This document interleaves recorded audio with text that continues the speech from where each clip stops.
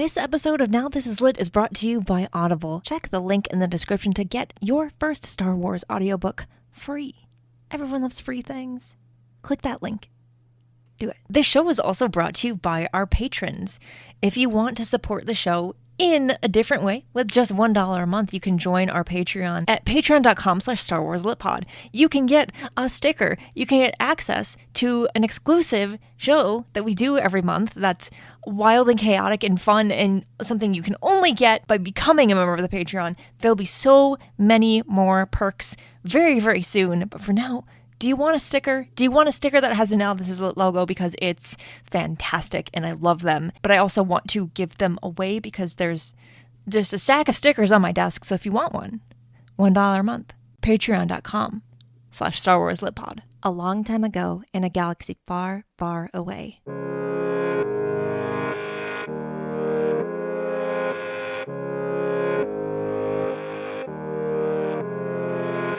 You're listening to Now This Is Lit, a podcast about Star Wars books, the people who make them, and the readers who just can't get enough of them.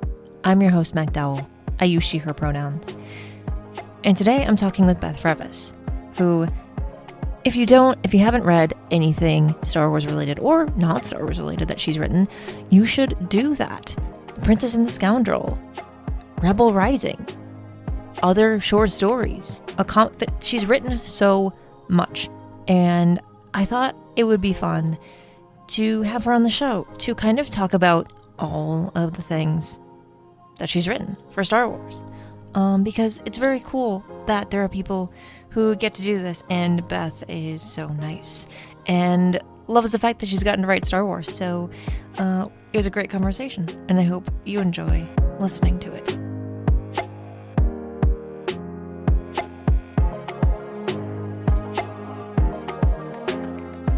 Let's start from the beginning and your history of Star Wars books before you started writing them. What did you think about Star Wars? I have always loved Star Wars because I grew up on Star Wars, as most of us have. As I'm currently raising my son to be growing up on Star Wars. He's in the other room right now watching Resistance. We've just finished it, and he's so grateful because we did Rebels first, and he was, of course, heartbroken at Kanan. And now we got to the last 2 episodes of Resistance, and he was like, "Is everyone gonna make it? Is it gonna be okay?" And I'm like, it's fine, baby. But yeah, I grew up with Star Wars, and I actually remember reading The Young Jedi Academy. That was my introduction to Star Wars books. Yeah. And I had a friend we lived in a very rural area. It was an hour long at least on the school bus, and we sat in the back of the bus and we swapped the books together because we couldn't afford to buy them all on our own. So we would just trade them back and forth. So I have a lot of fond memories of doing that. Oh, I love that. Yeah. I love that. It's always so fun to hear, especially like what books people were reading when they were younger, because like the books have such a potential to, keep people interested in Star Wars when there's not anything new happening, or not that we're going to have that problem ever again anymore, but we used to. And it's like, I just talked to someone who was like, yeah, my school library had like every Star Wars book, so I just read them all. And I'm like, how? Oh, cool. There's so many. And there's so many, and they just keep making more. How dare they? How dare they? But that's kind of the brilliance of it, because you can always find a new perspective, from a certain point of view.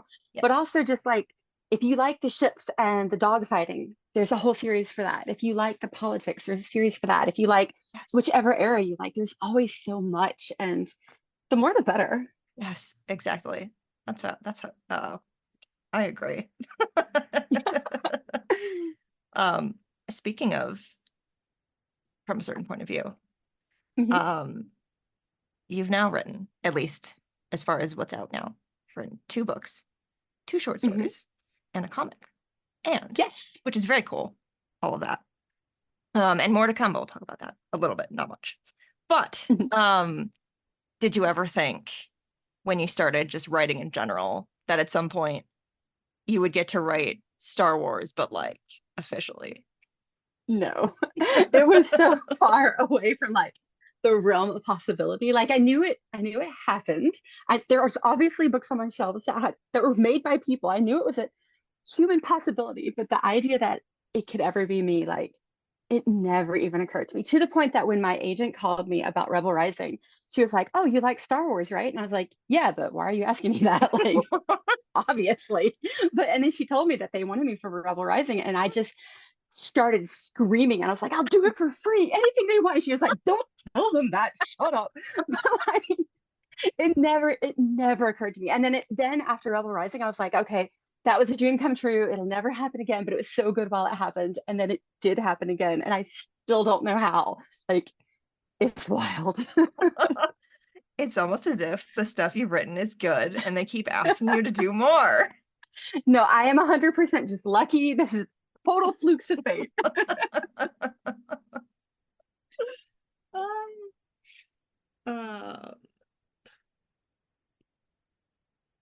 Yeah, there it is. Okay. So 2017 was quite a busy year for you, yes. in terms of Star Wars related writing related things that happened to you. We had Rebel Rising, of course, and then your first short story, which is very, in many ways, Rogue One adjacent. Do you think that between the short story and the book, do you think in a way they kind of inspired each other?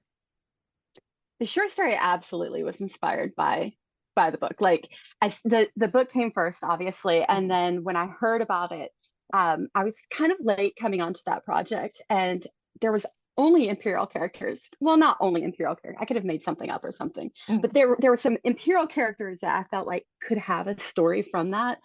And immediately I was able to draw that connection between Rogue One and everything that happened there and that natural flow. And Yeah. it was so much fun. That empty seat at the table had always been like just in the back of my mind, like, why is that there? Like it added reality to it because everything isn't perfect, even in the Empire. And being able to fill that empty seat with the ghost of what happened in Rogue One was just wonderful. I loved doing that. Yeah. Yeah. Oh, I reread it when I was getting ready for this, and I was like, I forgot how good this is. It is. Thank you. It is. So you were also working on Rebel Rising before any of us got to see Rogue One. Yes. What was that like? It was amazing. um, before, like when I first found out about the project, it wasn't known as Rebel Rising. It wasn't even known as Rogue One yet. It was just known as the Star Wars anthology story. And the only thing anybody knew, like publicly, was that there was going to be a movie and it wasn't about the Skywalkers. Like that's all anybody knew. And then I think the main character, maybe one or two of the actors had already been like attached, but not like that was the limit of what we knew. And so there was so much secrecy about. I felt like like a spy or something. And I got to go. I was able to fly from my home in North Carolina across the country to California, go to the Lucasfilm offices in San Francisco, which also was just like mind-blowingly amazing because there's the Yoda sculpture that's kind of famous now, and walking through the doors, and I'm like, oh my God, there's Vader's suit right there. Like it was. There's all these professional people like Gary Whitta and everyone else, and they're like being very professional, and I'm quietly in the corner like freaking out the whole time, like in nerd heaven. But we didn't even, I don't think we even knew the title yet. I can't remember for sure if we knew the title, but they had a script. And so they just got all of the writers who, like, there was a middle grade novel, there's various other books in the works attached to that movie. They got us all in this room, gave us copies of the script, and we're in this little windowless boardroom sitting around the table, like poring over the script. And at that point, I didn't even know I was only dealing with Jin's backstory. I knew I was writing about Jin, but not the whole thing. So I'm like avidly reading to the end because I didn't know where in the timeline I would be. And I'm just like, reading the whole thing, and I was like, this is amazing. And I knew I couldn't tell anybody anything about it. So as soon as I got home, I was like, the one person I can tell is my husband, who's also a Star Wars nerd, and he would never say anything. I was like, that's safe. And so I was like, oh my God, I can tell you the whole thing. And he was like, no, don't tell me anything. I don't want any spoilers. I don't want to ruin the movie. And I was like, I have to live with the secret. No. And so I just had to swallow it down and live with the secret the whole time. No. And then as more information of the movie came out, like people would be like theorizing about it and everything, and I'd just be like, that sure is a movie. Sure is something happening. It was so bad. I can't imagine like having to just hold that inside of you. I can't. It was so much. I was just like, I want to tell everyone. I scream about everything. And it kind of happened also with The Princess and the Scoundrel and the Galactic Star Cruiser, because I got to see all the plans and know all about it before anyone else. And then early reviews were coming out and theories were coming out. And I'm like, that's a hotel. It's gonna happen, huh?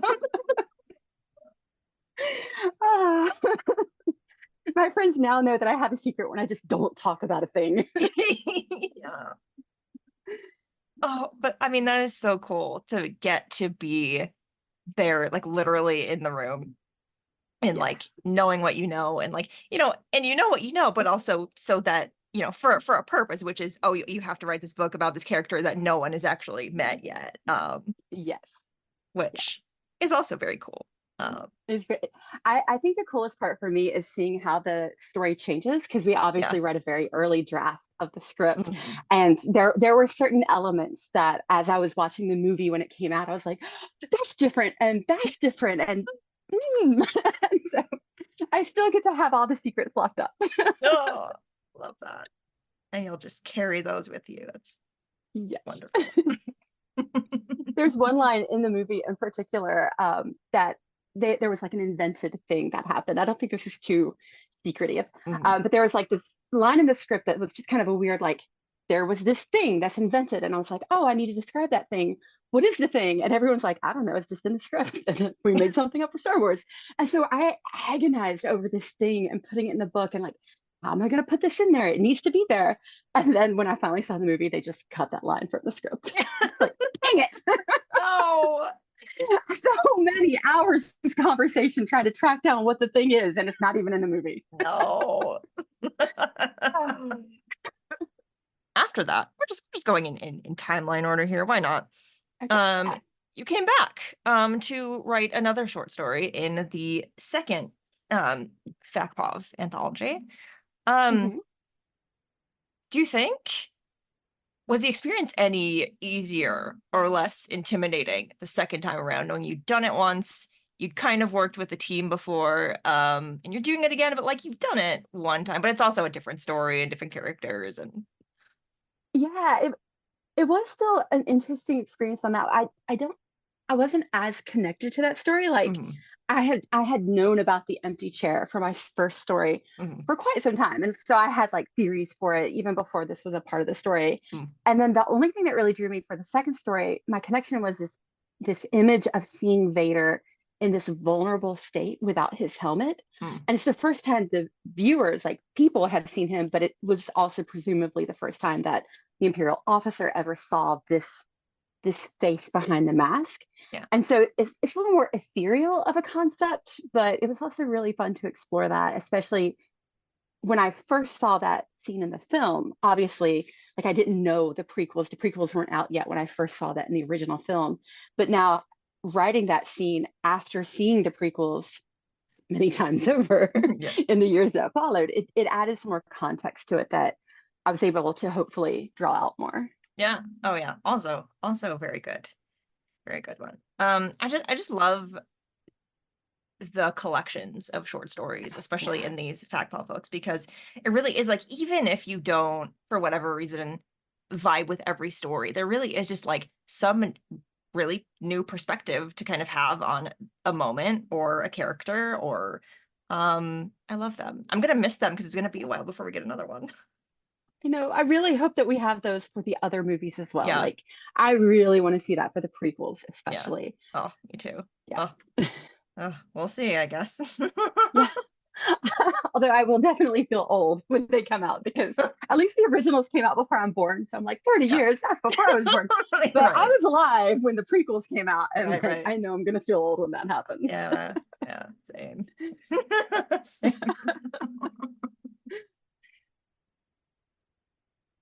So I'm sure getting to write Jin Erso is amazing. Fantastic Mhm. character. But you also have since then gotten to write Leia, and Mhm. Leia is Leia. Yes. And I'd like to know what it was like to tell a story and get inside her head and kind of really explore her character further when, not everyone gets to do that. Even if you get to write Star Wars, you don't always get one of the original three, but Yeah. It was incredibly intimidating. Like, yeah. I ate so many Tums with anxiety. Like, No. it was, because with Jin, like, nobody knew Jin. Like, Yeah. nobody had ever seen Jin before. So Yeah. like, I could make her what I wanted to, and nobody could say anything against that, because like, I'm the one who made up her backstory. Like, that's Right. how that happened. Right. But Leia has layers and layers and decades of history, and is globally, every single person in the world knows Leia, at least on some level. Yeah. And if I got that wrong, every single person in the world would know I effed it up. No. So there was so much pressure. And I just was like, I can't do this to Leia. Is like, I grew up, she was my princess and she became my general. And I Yeah. could not mar her. Like, she's so precious to so many people. And there was a lot of pressure. That's the sum of it, is there was a lot of pressure. Yeah. But you did it. Yeah, I still can hardly believe it.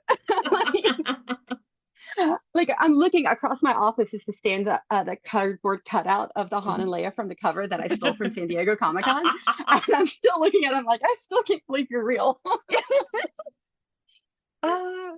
It's so good. I just loved I was recently married right after or right before the book came out, and it was like the newlywed aspect of it was like, oh, like that's nailed it. Perfect. It is exactly like that. And I mean, that's the thing though, is Han and Leia are such universal characters. That's Yeah. one reason why or so many people identify with them. It's like, we all know what it's like to the opposites attract, and then trying to make it work. And they're just so great. They are. You get to write Leia, or you get to. People will see that you've written Leia again. Yes.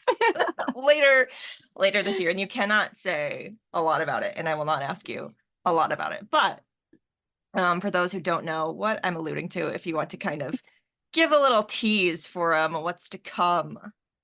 Yes. So in The Princess and the Scoundrel, it is the story of Han and Leia's wedding and honeymoon and their first adventure as a married couple. And I have in December 9th, I believe it is, the first Tuesday in December, or second one. I'm so bad at numbers.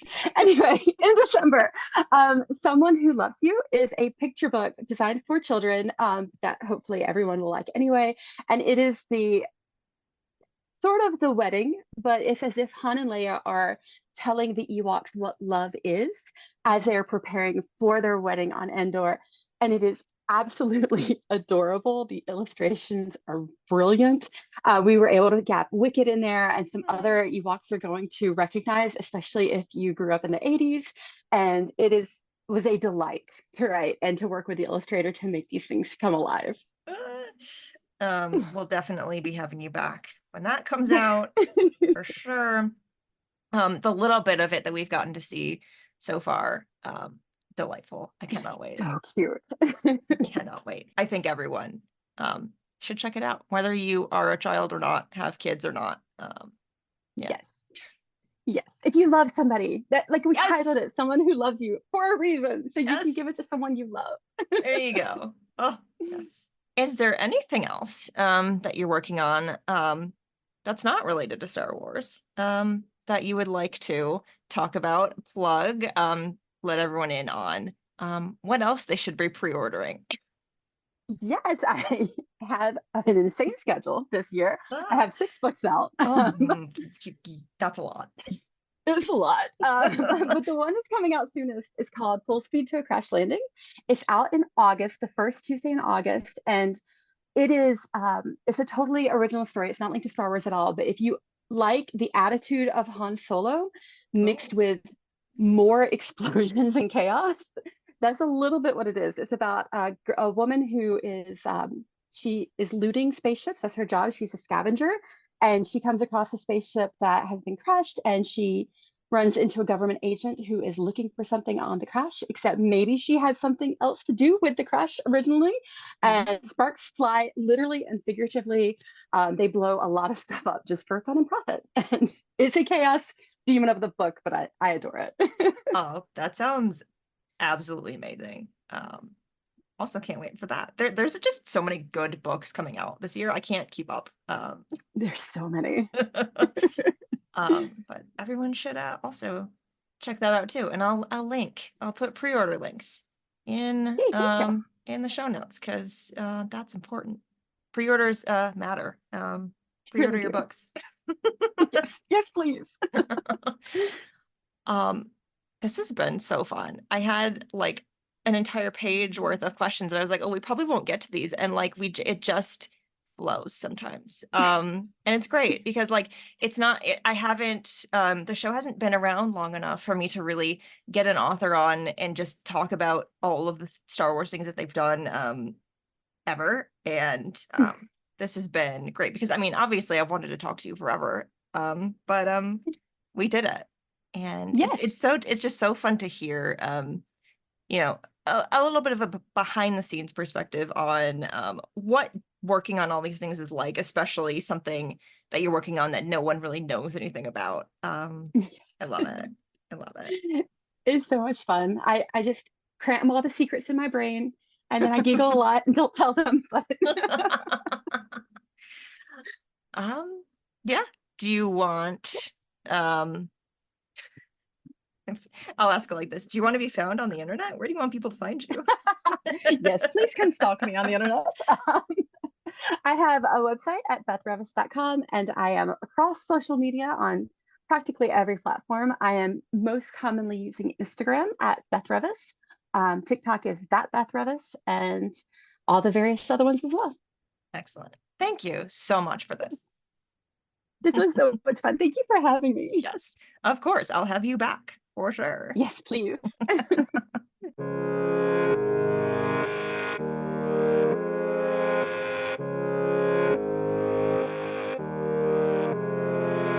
Now This Is Lit is part of the Faraway Fandom Network. It is produced by Devor Montum and written, hosted, and edited by me. Jose Jimenez designed our podcast art. You can keep up with the show on Substack and Now This Is Lit, and find the show wherever you get your podcasts. There are so many ways you can support the show, and all of those ways are linked in the show description. The newest way is to become a member of our Patreon. For $1 a month, you can get access to an exclusive show and a sticker. And if we get 500 people to support the Patreon per month, I can hire an editor. That would be great for me, and maybe for you too. So if you'd like to support the show with just $1 a month, you can do it that way. Or you can just keep listening and sharing the episodes. That is also helpful, and I appreciate it. For more book reviews and Star Wars Book Celebration, follow Star Wars Book Reviews on Instagram and TikTok.